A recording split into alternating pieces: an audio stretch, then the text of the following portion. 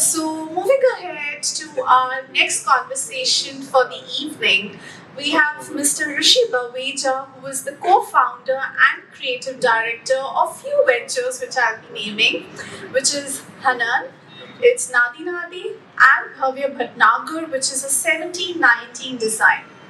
Seeking through his bio, I actually feel very inspired where he discusses and shares that how he's been building livelihoods and creating an ecosystem where in the rural areas people are actually looking ahead for market connections and expanding themselves.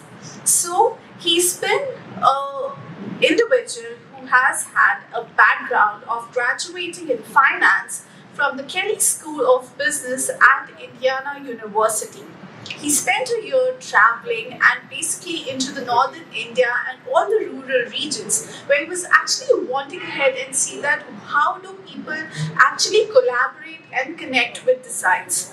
He was there wanting to know and get into the business of exporting handicrafts. He always had an eye and saw that how luxury brands actually get into the eye of the finishing, the finesse, and through that only we always pay extra to them to whatever services they provide to us. And with this intact only, he wanted to get closer to this aspect and build a collaboration where the rural artisans get an intact with collaborating and getting how the outer atmosphere of high-end brands working. So I believe his innate eye to detail and getting into jewelry because with handicrafts and get going on to the finishing and knowing that with a lot of handicrafts available when we culminate there's a exuberant product which comes in. So let us see what he has to share with us for the evening. And with him on conversation on the seat, we have Nikita Thakur, who is the co-founder and CEO of Swap and Style.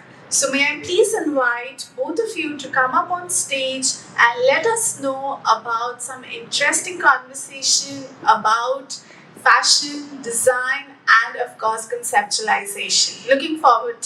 Okay, so I guess with all the description that Nat gave, you're the most creative person in the room right now. Yeah. So, switching from finance to jewelry and then a fashion brand, I think that's been one kind of a journey. Would love to know more about it. We'll start with, how's your journey been from doing the MBA and what got you into fashion and just creativity. Yes. First of all, thank you for having me. It's a pleasure to be in Chandigarh. It's actually one of my first proper trips here. So I actually have a similar sort of background to the brothers who were here earlier, as in I come from a handicraft export background. So we had a family business that was running for 30 years before I could come back and join. I mean, not join it as such, but then explore the actual facets of the production and the back end that goes into it. So when I actually I went and studied finance at the Kelly School of Business, and upon graduating, I spent a little bit of time in New York and Los Angeles. And we were kind of, I wanted to understand how the family business was working. But at the same time, I obviously wanted to get into the core field of my interest, which was investment banking. But there was something in me when I was seeing what was happening with the products that were getting made in India. I thought that it was a really right time to go back and just hit the ground running and understanding what it is that really makes Indian handicraft special. So I wasted no time. I came back to Delhi about 6 months after graduation, and like I think she mentioned that I spent some time traveling across the different areas. So I went to Saharanpur, I went to Sambal, I went to Moradabad. I wanted to just get a feel of what it is and the whole ecosystem that supports such a massive industry in India. And I think while I was traveling and I was meeting all the different suppliers, all the different kinds of people and all the artisans that were involved, I really thought that if I would join the industry and if I would be part of this, I wanted to do things a little differently. And that's what kind of gave me the idea of getting into something like luxury packaging. So we started to talk to hotels and different entities, and they were all really excited at the prospect of actually having those really bespoke kind of boxes or just different kinds of packaging at a level that we don't typically see in India, and then the attention to detail and the finishing that was required, because it's only a matter of really what you really want the final product to be. It's the same people who are actually making it. So it's just a little bit of a tweak. It's just the way you approach these artisans. It's the way you kind of go out and you tell them about your philosophy and your design process. And credit to them. And I got really lucky with the support that I received from them. So it started with that. I think I left the world of finance and investment banking way back when I started doing this, and that's when my journey with handicraft really started. So you started off. With Hanan, right?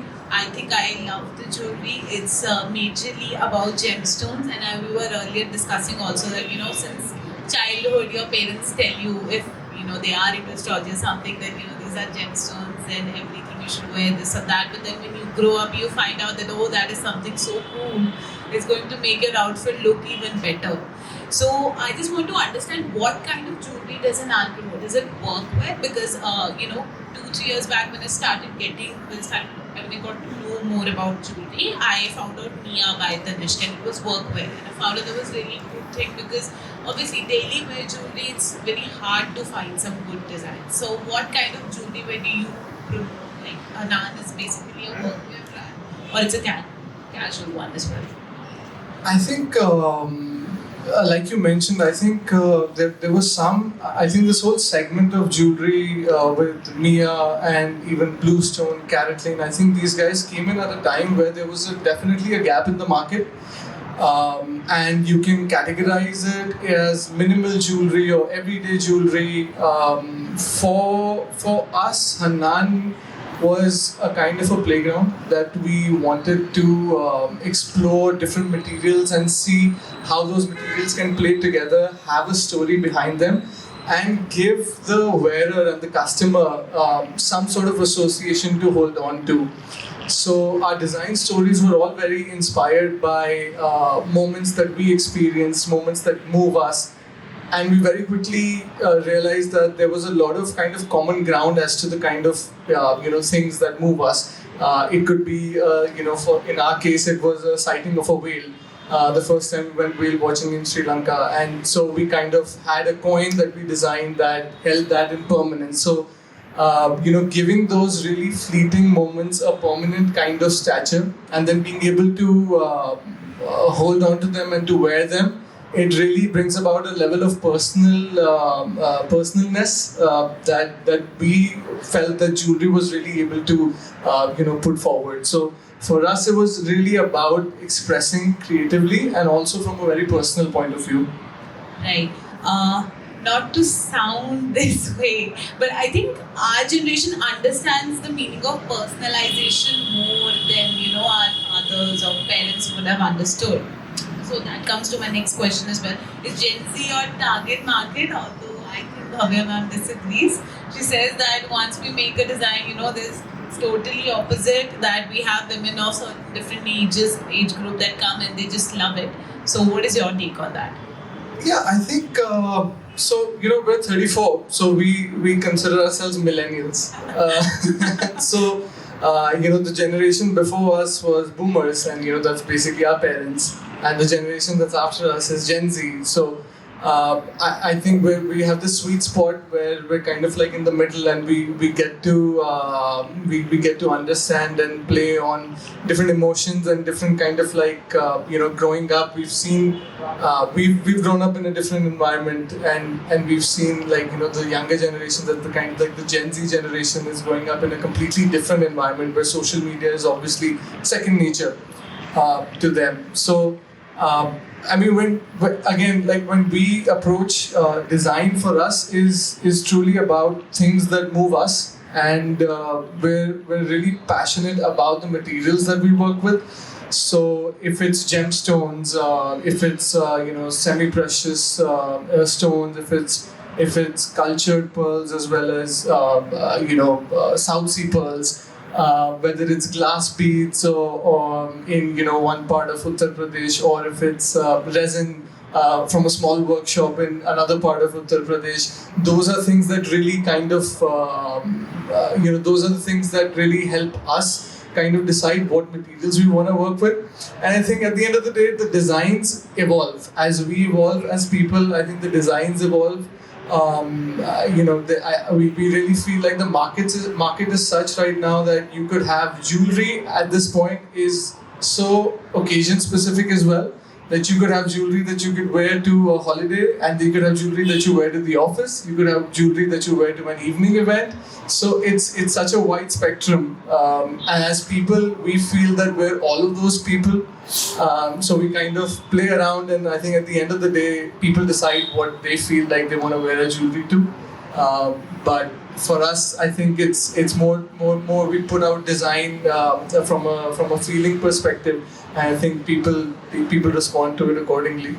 That's great. I think nowadays it almost feels empty if you have an outfit and you don't have a jewelry on. And I would totally credit it to all the jewelry brands that have come in, and Instagram ads that make you feel you need jewelry to just get your outfit out there. Okay. Next thing I want to discuss about is now you have a store in 32nd Avenue in Gurgaon, right?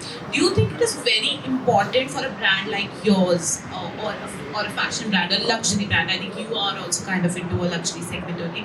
It's important to have a retail store and offline presence. And I ask this because even when I started my own thing, I'm very lucky to have this collaboration with Rodi's Coffee House, where I have my own retail store in Chandigarh that I can call a retail space. And after that, I noticed this, that yes, when you are into these segments, people need to come to the store, they need to see, and then they buy. It's very hard to sell it online. So what is your take on that? Yeah, I think retail is a very dynamic landscape, and I think it's evolving so rapidly that we started as a digital first brand. And we very quickly sort of realized that as the pandemic was abating, there was growing kind of need and willingness in people to go out and explore more, like we all used to. And so I think in today's landscape, brick and mortar as well as an online presence, I don't think it's about if you need both of them. I think it's definitely a balance that you need to strike.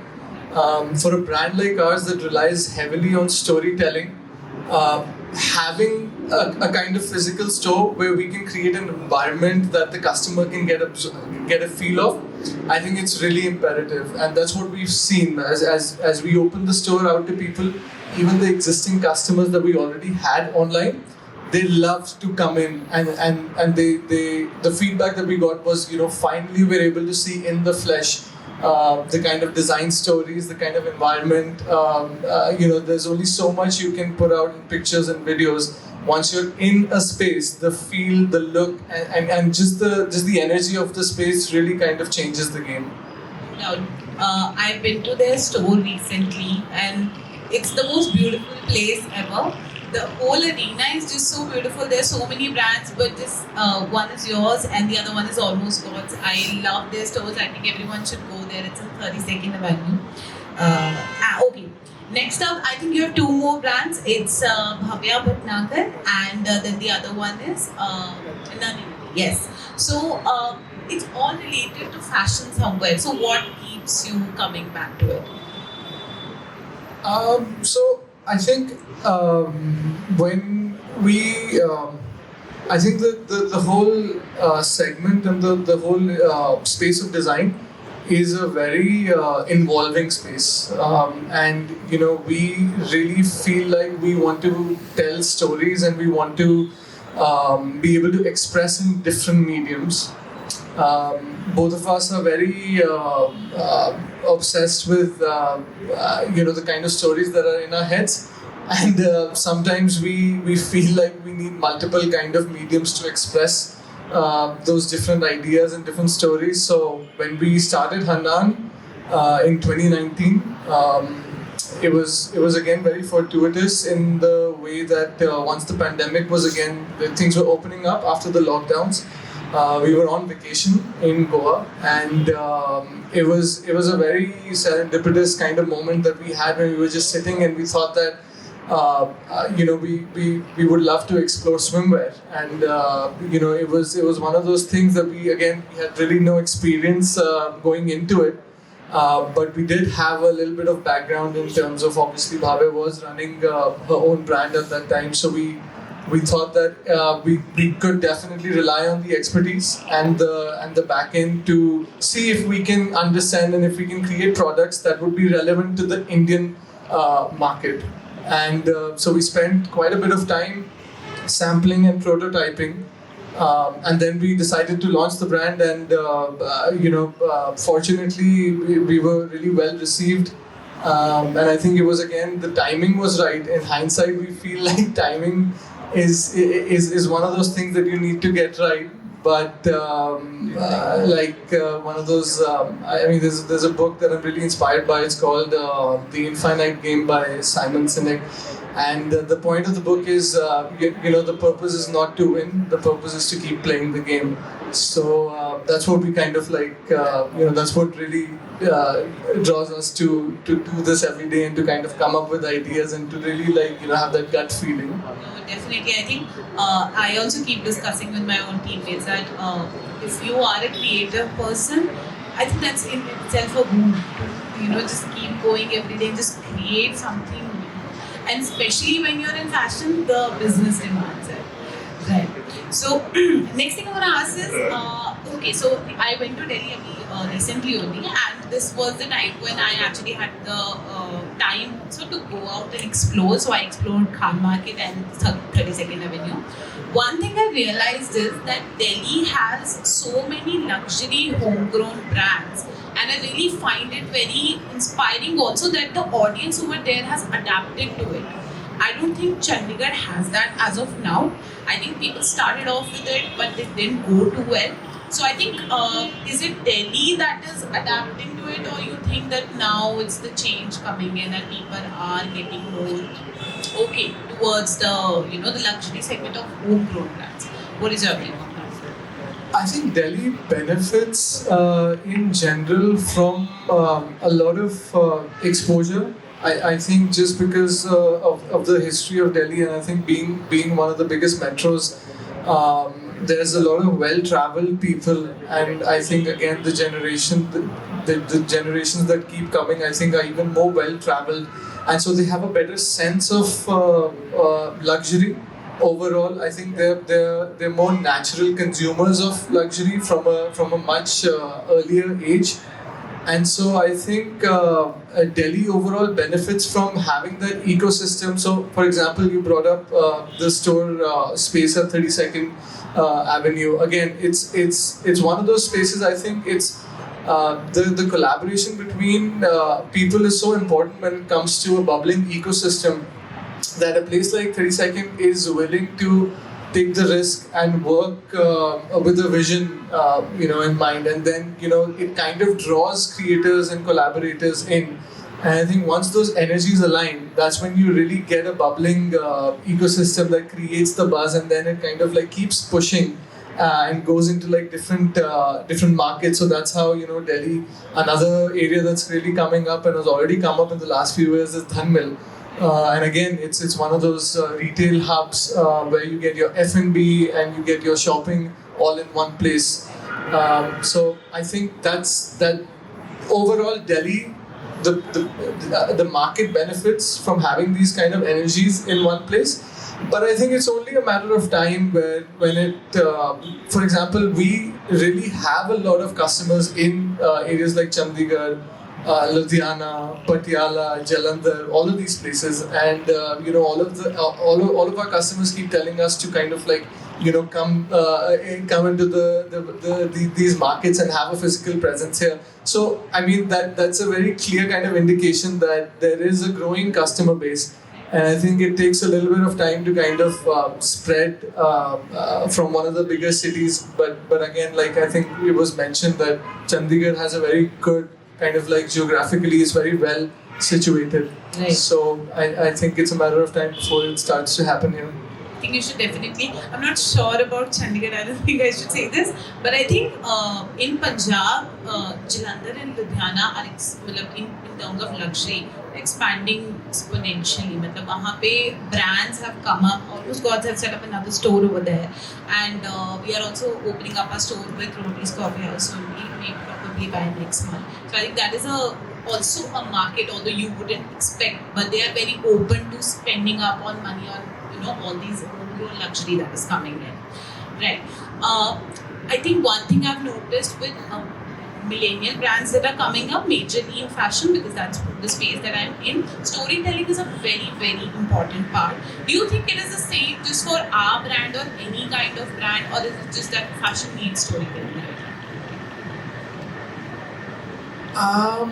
I think overall in today's landscape, I think all brands from multinational corporates to consulting firms to brands in the fashion design space, I think everybody benefits from storytelling, because at the end of the day, there's so much supply and there's so much to choose from for the customer that I think having the right product is just the very beginning of the journey.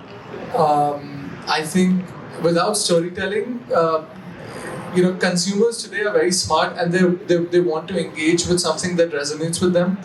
And so, authentic, powerful storytelling, innovative ways to kind of go out and, create different ways for people to engage with the brand. I think that's probably more important today than ever. I think it's only going to become more important in the future. So I think storytelling is probably the biggest part of running a brand in today's landscape. I think that is definitely any brand who has a good story would sell their product. I think that's, and same as yours, and I think having a good retail store really matters. So these days, at least fashion brands and jewelry brands and anything that has aesthetic needs to have a good store, needs to have a great storytelling. So I think we're at the end of the conversation. It was lovely speaking to you, sir. And if you have any questions, any quick questions that we can do.